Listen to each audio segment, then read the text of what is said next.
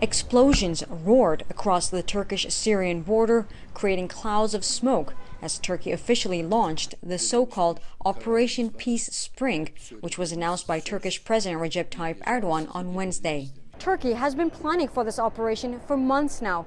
Ankara says there are two main objectives behind the operation: to secure Turkey's border areas by eliminating terrorist elements and to allow the safe return of refugees into Syria. Ankara says it plans to target Syrian Kurdish YPG militia and Islamic State militants during the offensive. Smoke was seen rising from buildings in the Syrian towns of Ras-Al-ain and Tel Abyad as Turkish jets hit their first targets, marking the beginning of the operation.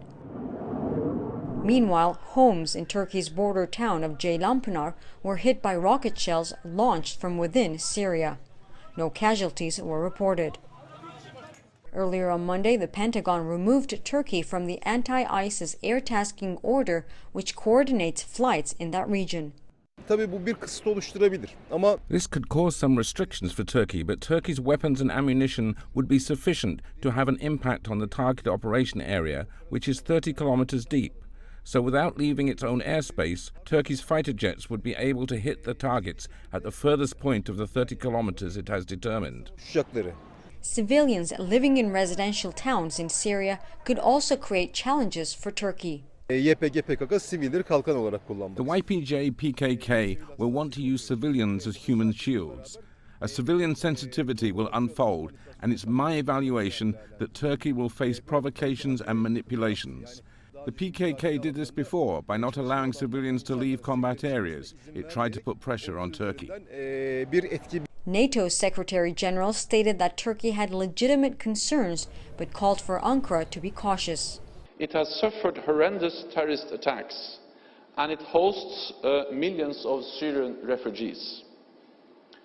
NATO has been informed by Turkish authorities about their ongoing operation in northern Syria.